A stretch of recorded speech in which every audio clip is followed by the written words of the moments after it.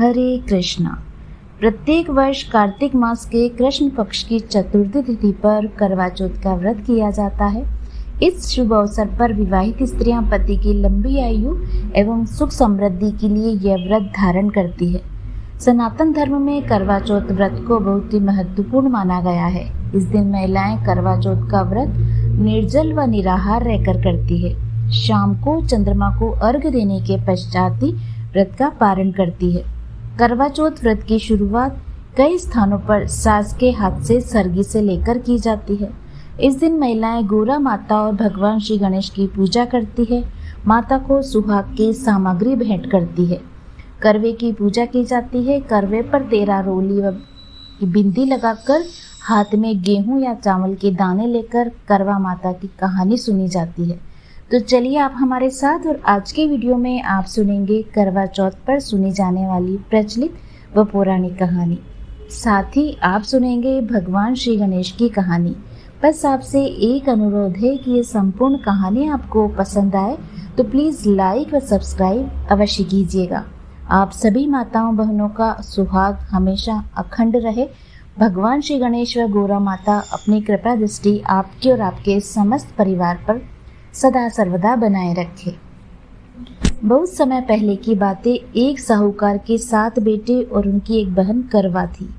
सभी 7 भाई अपनी बहन से बहुत स्नेह करते थे, यहाँ तक कि पहले उसे खाना खिलाते और बाद में स्वयं खाते थे। एक बार उनकी बहन ससुराल से मायके आई हुई थी। शाम को भाई जब अपना व्यापार व्यवसाय बंद कर घर आए तो देखा कि उनकी बहन बहुत व्याकुल थी। सभी भाई खाना खाने बैठे और अपनी बहन से भी खाना खाने का आग्रह करने लगे, लेकिन बहन ने बताया कि उसका आज करवा चौथ का निर्जल व्रत है और वह खाना सिर्फ चंद्रमा को देखकर उसे अर्घ्य देकर ही खा सकती है। क्योंकि चंद्रमा अभी तक नहीं निकला है, इसलिए वह भूख प्यास से व्याकुल हो उठी थी।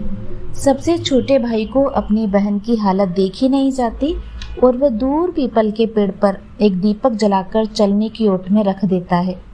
दूर से देखने पर वह ऐसा प्रतीत होता है जैसे चतुर्थी का चांद उदित हो रहा हो। उसके बाद भाई अपनी बहन को बताता है कि चांद निकल आया है, तुम उसे अर्घ्य देने के पश्चात भोजन कर सकती हो। बहन भी खुशी के मारे सीढ़ियों पर चढ़कर देखती है और उसे अर्घ्य देती है और अपनी भाभियों को भी अर्घ्य देने के लिए कहती है, लेकिन उसकी भाभियां मना कर देती है कि यह चांद आपके लिए उगा है, हमारे लिए नहीं। वह अर्घ्य देने के पश्चात खाना खाने बैठ जाती है। वह पहला टुकड़ा ही मुंह में डालती है कि उसे छींक आ जाती है और दूसरा टुकड़ा डालती है तो उसके मुंह में बाल निकल आता है, और जैसे ही तीसरा टुकड़ा मुंह में डालती है वैसे ही उसके पति की मृत्यु का समाचार उसे मिलता है। वह घबरा जाती है। उसकी भाभी उसे सच्चाई से अवगत कराती है कि उसके साथ ऐसा क्यों हुआ। करवा चौथ का व्रत गलत तरीके से टूटने के कारण देवता उससे नाराज हो गए हैं और उन्होंने ही ऐसा किया है। सच्चाई जानने के बाद करवा निश्चय करती है कि वह अपने पति का अंतिम संस्कार नहीं होने देगी और अपने सतीत्व से उन्हें पुनर्जीवन दिलाकर ही रहेगी। वो पूरे 1 साल तक अपने पति के शव के पास बैठी रहती है, उसकी देखभाल करती है और उसके ऊपर उगने वाली सुई नुमा घास को वह एकत्रित करती जाती है। 1 साल बाद फिर करवा चौथ का दिन आता है। उसकी सभी भाभियां करवा चौथ का व्रत रखती है। जब भाभियां उससे आशीर्वाद लेने आती है तो वह प्रत्येक भाभी से यम सुई ले लो, पिए सुई दे दो, मुझे भी अपने जैसी सुहागिन बना दो, ऐसा आग्रह करती है। लेकिन हर बार भाभी उसे अगली भाभी से आग्रह करने का कहकर चली जाती है। इस प्रकार जब 6ठे नंबर की भाभी आती है तो करवा उससे भी यही बात दोहराती है। यह भाभी उसे बताती है क्योंकि सबसे छोटे भाई की वजह से उसका व्रत टूटा था, अतः उसकी पत्नी में ही शक्ति है कि वह तुम्हारे पति को दोबारा जीवित कर सकती है। इसलिए जब वह आए तो तुम उसे पकड़ लेना और जब तक वह तुम्हारे पति को जिंदा न कर दे उसे जाने मत देना। ऐसा कहकर वह चली जाती है। सबसे अंत में छोटी भाभी आती है। करवा उनसे भी सुहागिन बनने का आग्रह करती है, लेकिन वह टालमटोल करने लगती है। इसे देखकर करवा उन्हें जोर से पकड़ लेती है और अपने सुहाग को जिंदा करने के लिए कहती है।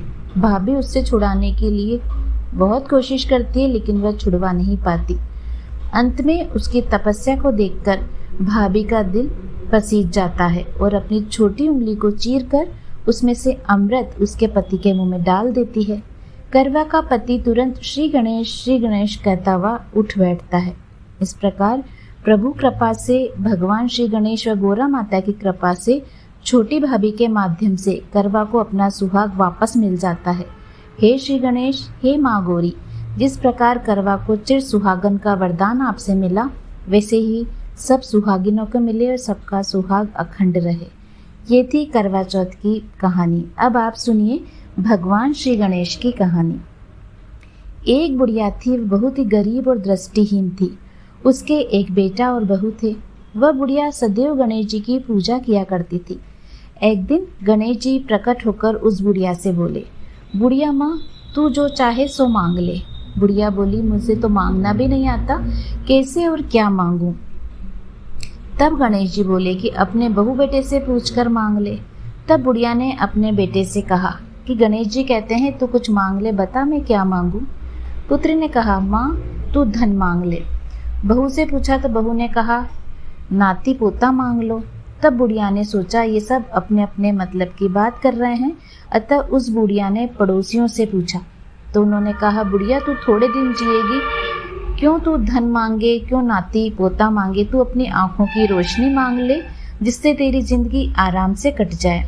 इस पर बुढ़िया बोली, यदि गणेश जी महाराज आप प्रसन्न हो तो मुझे 9 करोड़ की माया दो, निरोगी काया दो, अमर सुहाग दो, आंखों की रोशनी दो, नाती दो, पोता दो, सब परिवार को सुख दो और अंत में मोक्ष दो। यह सुनकर गणेश जी बोले, हे बुढ़िया माँ, तुमने तो हमें ठग ही लिया, फिर भी जो तूने मांगा वचन के अनुसार सब तुझे मिलेगा। और यह कहकर गणेश जी अंतर ध्यान हो गए। उधर बुढ़िया माँ ने जो कुछ मांगा उसे सब कुछ मिल गया।